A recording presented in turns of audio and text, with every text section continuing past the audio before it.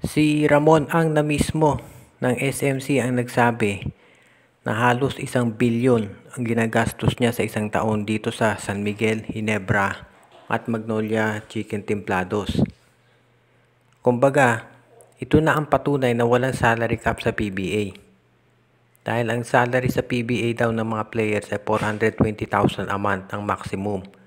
Kahit isama mo pa yung sweldo ng mga coaches, yung mga trainers, yung mga physicians, yung mga ball boy, imposible nga abot yan ng 1 billion kung sinusunod nila yung salary cap. At kung umaabot ng 1 billion nga itong gastos ng SMC, sigurado ang MVP ganun din. At kung inyong matatandaan, ilang taon na ang nakaraan, sinabi ni Uy Teng Su, yung may-ari nung Alaska Aces dati, na ang budget dapat sa PBA team ay 200 million lang. So kung sinasabi ni Ramon Ang na halos 1 bilyon ang ginagastos niya dito sa team, isipin nyo na lang kung paano makakapag-compete ang makatulad ng Rain or Shine, yung Phoenix at yung iba pa. At kung bakit mayroong mga teams katulad ng Blackwater, Terra Firma at Northport na pinapamigay na lang yung mga draft picks nila. Dahil kung ganyan pala kalaki ang ginagastos ng SMC at sigurado ako ang MVP group ganyan din ang ginagastos, paano ka nga makakapag-compete yan kung ganyan kalaki binibigay nila doon sa mga players? Of course, kinakailangan din natin siguraduhin na ito naman ay sasabihin ng PBA na hindi kumukonforme doon sa rules nila. Pero ang problema kasi sa rules ng PBA, meron mang salary cap, wala silang cap pagdating dito sa mga bonus.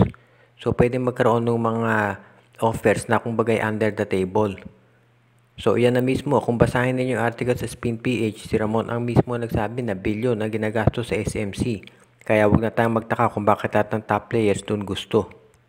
Umatras na po ang Barangay Ginebra dito sa EASL tournament at papalitan sila nitong Meralco Bolts.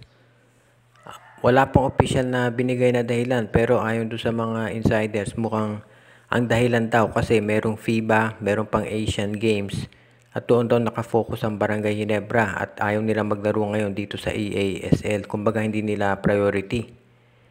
Ang sabi ng iba kasi baka daw masyado nang napagod yung mga players kaya hindi na nila pwedeng dalhin doon. Kaya nakafocus na sila dito sa darating na Asian Games. Ang sabi naman ng mga kritiko ng Ginebra, takot lang daw ito na matambakan. Dahil ang San Miguel at TNT raw, kalagitnaan mismo ng Governor's Cup noong lumaban dun sa EASL. Kaya nga siguro sila natambakan dun ng malaki. Yan daw siguro ang kinakatakot ng Barangay Ginebra kaya sila umatras. Pero ayon mismo dito sa mga insiders ng Ginebra, hindi naman takot ang Gene Kings na lumaban. Ang inaalala talaga nila ay nakafocus itong coach nila mismo kasi hindi lang naman yung mga players, yung coach mismo nakafocus dito sa ating national team sa Asian Games. Tandaan din natin, naglaro din sa FIBA itong mga players ng Barangay Ginebra at of course, parating na rin itong itong Commissioner's Cup. So kumbaga nagkasunod-sunod yung mga torneo na sinasalihan ng Barangay Ginebra kaya hindi na sila nag-decide na sila na wag na mag-participate dito. Sa ngayon, ang TNT mukhang magpa-participate pa rin. So, abangan na lang natin kung ano magiging official announcement dito.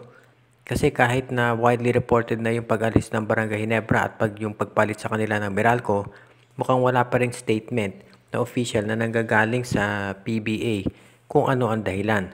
Pero sa ngayon, masasabi natin na ang Barangay Ginebra, yung players at yung coaches nila, magfo-focus na lang dito sa Asian Games at pagkatapos niyan dito sa darating na Commissioner's Cup.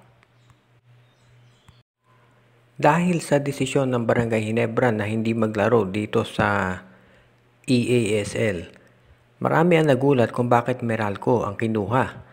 Hindi naman sa hindi qualified itong Meralco Bolts. Pero nagtataka yung karamihan bakit bakit parehong MVP teams ang pinadala. At hindi na lang for example itong Magnolia. Ang Magnolia nakita natin maganda pinakita sa PBA on tour. At of course, yung mga players naman nila hindi kasama dito sa Gilas. So kumbaga, available sila para mag-represent dito sa ating bansa. And of course, kung titignan naman natin yung lineup ng Magnolia, kaya naman nila siguro mag-compete dyan. Katulad itong ibang teams na kasama natin dito ngayon na naglalaro dito sa PBA. Pagkatapos nung nangyaring tambakan ng SMB at TNT do sa huling EASL tournament, sigurado na susubukang bumawi niyan. So ang tanong ay bakit nga ba hindi Magnolia ang pinadala dito? Well, hindi pa natin masasabi dahil actually, ang PBA mismo wala pang official statement dahil parang biglaan yung pag-atras ng Barangay Ginebra. Ayon dito sa reports, kaya daw ginawa yan ng Ginebra dahil gusto nilang mag-focus dito sa Asian Games. Sa ngayon, hindi pa rin natin masabi kung bakit naman Meralco ang pinili. Siguro dahil nakita rin ng PBA yung rain or shine, nag-struggle to sa Jones Cup. So, yan ang dahilan kung bakit hindi napili ang ROS. Pero nga, bakit hindi mo nalang Magnolia? Posible naman na itong Magnolia baka inoferan at sila mismo ang umayaw. Sa ngayon kasi sa tingin ng karamihan parang hindi siniseryoso na ng PBA masyado o ng SMC mismo itong EASL tournament kumpara dito sa PBA. At siguro ang focus nila ngayon ay nandito sa PBA at syempre dito sa ating national team na maglalaro sa FIBA at sa Asian Games. So kumbaga, yung EASL ay sineset aside na ng SMC at gusto nila ang resources nakafocus dito sa ibang bagay. So kung na nga ba itong Converge Fiber Excess sa pagkuha ng mga top picks dito sa darating na draft? Iyan ngayon na lumalabas pagkatapos na hindi sumali itong si Justin Baltasar at parang sinyaris na rin yan na hindi nila makukuha yung pick mula sa Terra Firma at pati na rin dito sa Blackwater Bossing.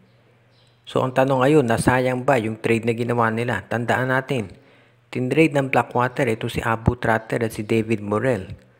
Kaya ang inaasahan kasi ng karamihan, ang gagawin daw ng Converge, kaya nila tinrade ito si Tratter at si Morel para doon sa first round pick ng Magnolia, ay ilalako nila yung kanilang mga first round picks dito sa Terra Firma kapalit ng number 1 pick para makuha nga si Justin Baltasar.